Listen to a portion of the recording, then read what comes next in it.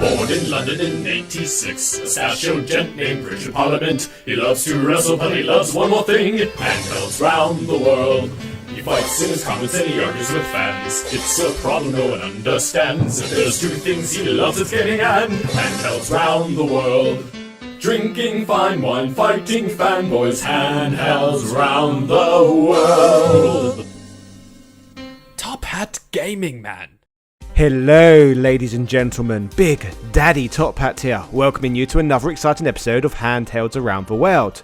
Once again, I am addressing you from the heartland of Europe, Poland, or Warsaw to be more precise. As you can see, I'm surrounded by ugly, brutalist architecture that was built in the communist era that valued function over form. While Street Fighter II, the arcade classic we all know and love, was created offering wonderful form in terms of its beautiful graphics and gameplay, in order to truly function as a game for people in all walks of life at home, the game would be converted to run on pretty much every piece of hardware under the sun. So while on the mean streets of brutalist Warsaw, let's look at some of the most brutal ports that the world of Street Fighter II would ever offer up to all of my wonderful Capcom rads out there. This is the horrible history of 8-bit Street Fighter II games. Yeah! It would be quite frankly impossible to start today's episode off without starting out with Street Fighter II for the Game Boy.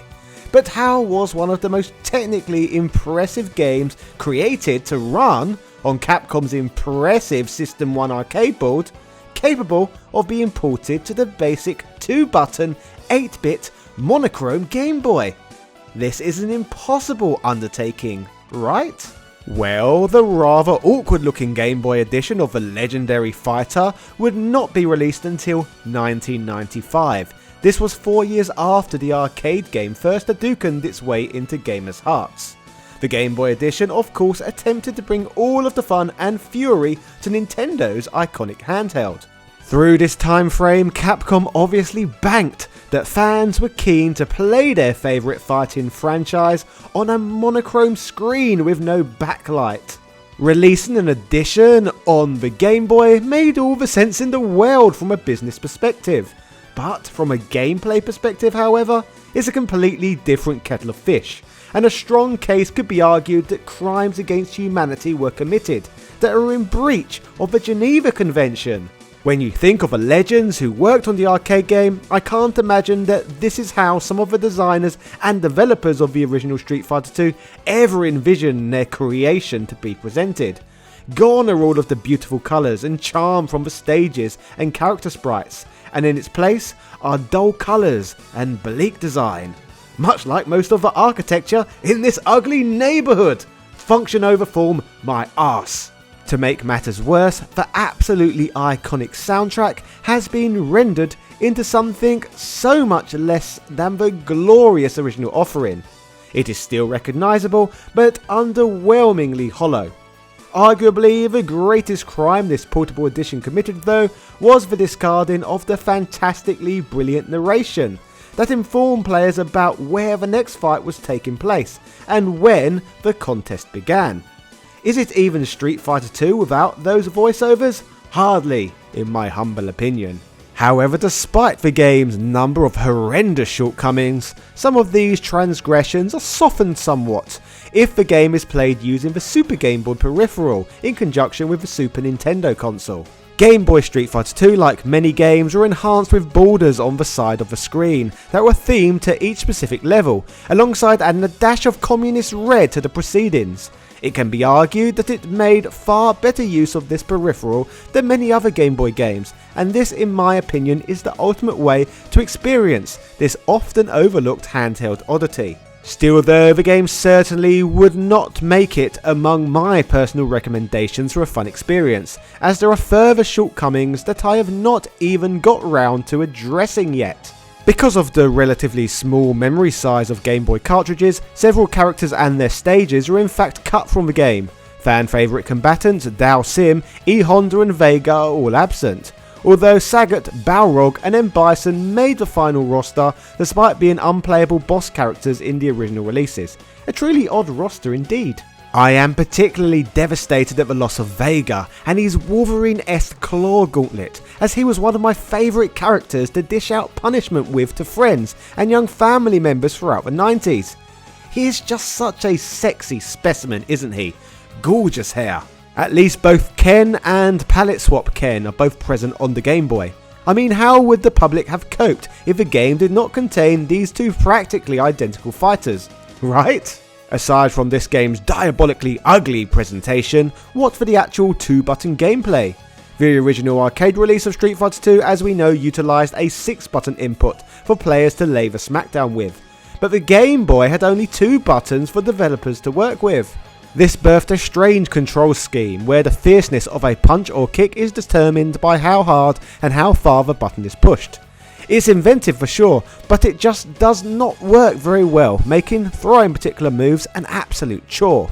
Alongside the rather horrid control scheme, the game is not helped by its mediocre animation and appalling frame rate. Even for a Game Boy title, the frame rate is truly abysmal, making all of the sprites stutter worse than George VI before his speech therapy.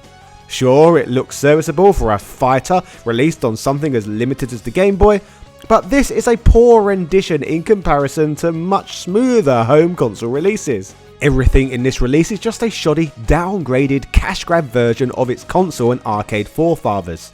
The idea of being able to play one of the greatest fighters of all at any time, in any place, provided you had the batteries to do so on a budget handheld, is a wonderful concept on paper. But the execution just was not there, and if we really look at the system they attempted this on, is it any surprise? But of course, the cheeky 8-bit cash grabbing did not stop with the Game Boy, as it was not the only system to receive its own interpretation of the uber popular fighter. And one such edition we shall be exploring was released on the ZX Spectrum, the wonderful machine by the late great Sir Clive Sinclair, the man who brought us Jet Set Fucking Willy.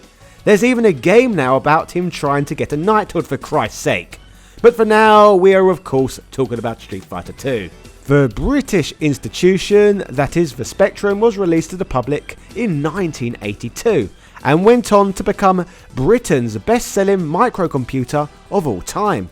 Due to its huge success in the UK, the Spectrum has a truly staggering game library, and many releases came out after the system was officially discontinued in 1992. One of these Johnny-come-latelys was the Spectrum edition of Street Fighter 2. Released as late as 1993, the game was published by the masters of converting games and making them run on inferior hardware, US Gold, who I might add was actually British, but named their company US Gold to create the illusion they were more international. While it is nice to blame everything bad on Americans, it is the British's fault on this occasion. This admirable attempt to bring arguably the greatest fighter of all time to the microcomputing mad UK market tries its absolute hardest to recreate the glorious original. However, due to the limitations of the over 11-year-old hardware at the time of development, this version makes the Game Boy port we discussed earlier look like an arcade classic at points. The constant rewinding and swapping of tapes makes loading a bloody thing an absolute chore too. At least the Game Boy used a single cartridge. While we can rightfully laugh at this game, it must be said that the graphics are impressive for a system as limited and archaic as the Spectrum, and the character sprites in particular look surprisingly good.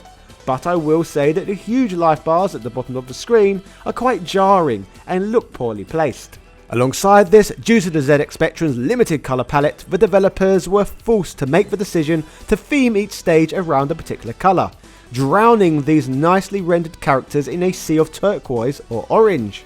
Unless you have a nostalgia for the platform's unique graphical style, rule out any gaming marathons on this that you had planned, unless you are a masochist with a particular fetish for garish graphical presentation.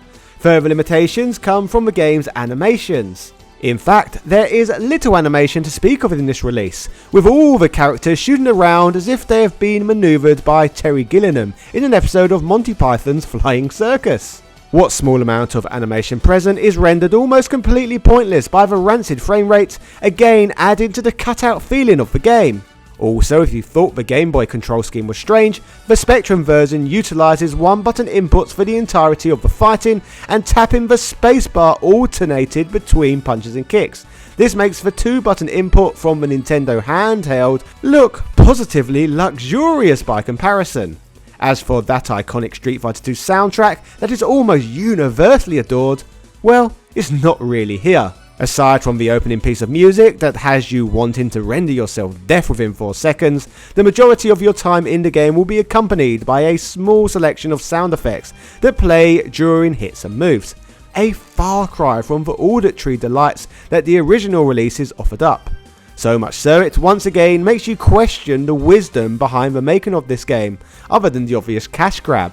Despite how poor this game is, surprisingly the ZX Spectrum edition of Street Fighter 2 garnered a huge amount of praise upon its release. The lauding of the game was mainly based upon the surprise that it even ran on such outdated and underpowered hardware, rather than any real enjoyment of the title from a gameplay perspective. I admit that it is indeed impressive that they got it working on Sir Clive Sinclair's brilliant machine, but it's not much fun to play. So then, what is the point of all of this? The developers spent all their time wondering if they could do such a thing, when they ought to have been considering whether they should. As to the question of whether you should give this a go or not yourselves, that all depends on if you think you can stomach the game for longer than a few minutes. Another 8-bit rendition of Capcom's seminal fighter was released on the American rival to the ZX Spectrum, the massively successful Commodore 64. Once again, it was brought to the public by our old friends at US Gold in 1992. Much like the Spectrum version, the Commodore release has numerous issues that hamper the overall enjoyment of the game, but they are not necessarily the same problems. Unlike the Specky version, the C64 conversion was absolutely slated upon release instead of lauded, due to its many shortcomings. Again, by 1992, the Commodore 64 was an extremely underpowered and outdated piece of hardware for the time, having originally been released 10 years previously in 1982. Because of these limitations, the game once again had a frustratingly long and convoluted loading process, using either diskettes or cassettes, much like the Spectrum version that would release the following year. This poor loading system just goes to highlight how unsuitable these systems were for such a game, fully indicating that gaming had simply advanced far beyond the capabilities of that generation of microcomputers, making these releases a bit of a joke. Visually speaking, it has to be said that the Commodore version is an absolute mess. At a quick glance, it can appear to be perfectly fine, but any inspection further reveals what an absolute state this port is in. The developers tried to make the game far too detailed, which has the opposite effect of making everything appear so undefined. The characters, who are only really distinguishable due to differing colours and slight changes of shape, are consistently lost in the far too busy backgrounds. This causes some serious eye strain when trying to play the thing for any longer than a few minutes.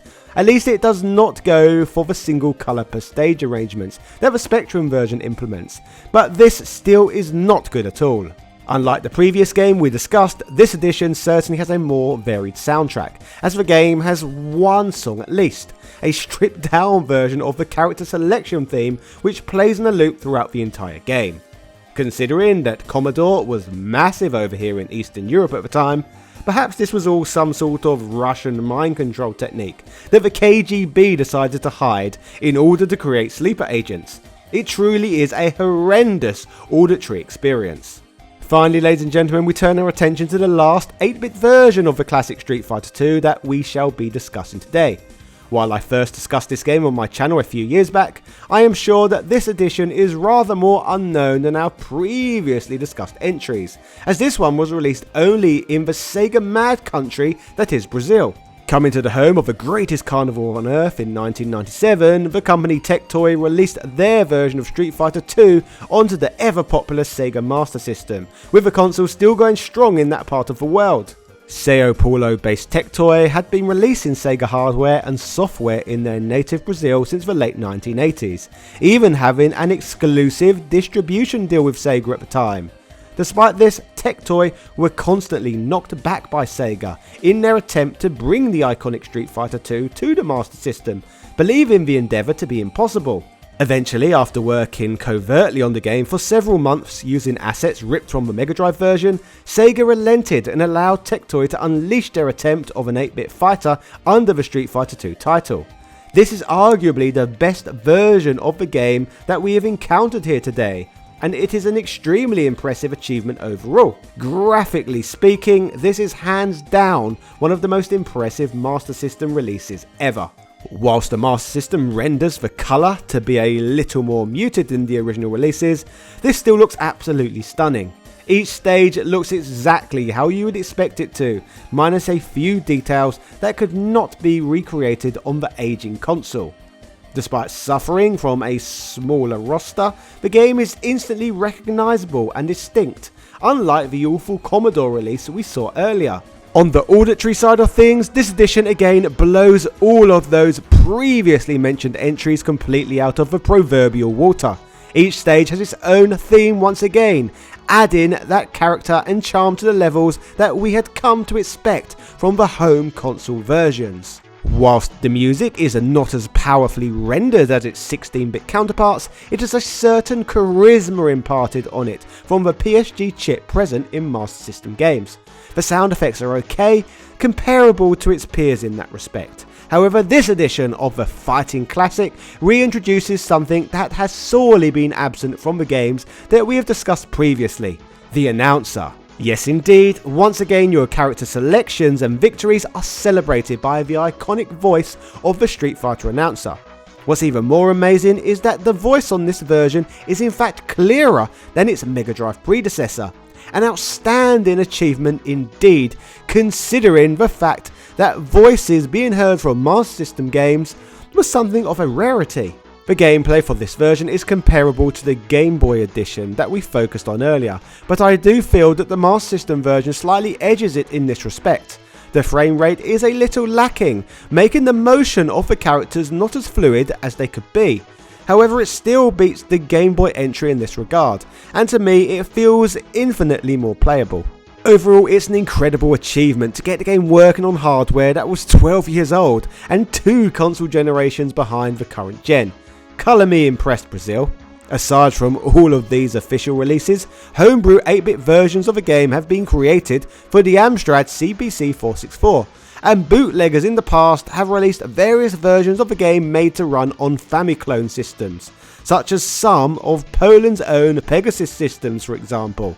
When it comes to the world of 8-bit, we even have another Street Fighter II entry on the horizon, in the form of a fan project that is in the works to create a game known as Street Fighter II Deluxe, an impressive NES offering that is shaping up very well indeed, that I would love to provide more detailed coverage on in the future. But for now, I guess we have come to the end of today's deep dive on the various 8-bit iterations of the absolutely fantastic Street Fighter II. Whilst none of these entries were perfect, they are all fascinating attempts at recreating one of the most iconic titles in gaming, on quite frankly, subpar hardware. So, ladies and gentlemen, that brings my time over in Poland to a close. I have highly enjoyed my experiences over in these fine lands. Let me know in the comment section what you thought of today's video, and make sure you like this video, subscribe, hit the notification bell, you know, all the usual things that YouTubers normally tell you to do at the end of their work. Finally, my videos are partially funded by the wonderful people who back what I do over on Patreon, and recently I've introduced a new incentive allowing patrons to pose a question at the end of these episodes. And patron Chad Boning, great name indeed I must add, asked me the question, a handheld related question I must add: what are some specific titles you'd like to see come over to the Evercade? With regards to that, I would like to see a lot of now unlisted mobile games be published on the system. Games that are no longer available digitally or physically. So having them come back out physically manifested, that would be wonderful. Like the sort of games I've covered in this channel in the past at points, such as Double Dragon for the Zebo. There's very few ways to be able to enjoy that game as of now. or the Double Dragon iOS game? Why not put both of those on one cartridge? That would be amazing. Or even the WWE WrestleFest game that came out, I believe, in 2012. I made a video on that one too. So yeah, there we go. 3 plugs for 3 videos. Watch my WWE WrestleFest video. Watch my Double Dragon unlisted videos too. Although the videos aren't unlisted, the games are, which sounds a bit confusing. Anyway, I'm starting to ramble now, but thank you for your great question. See you all soon. Cheerio.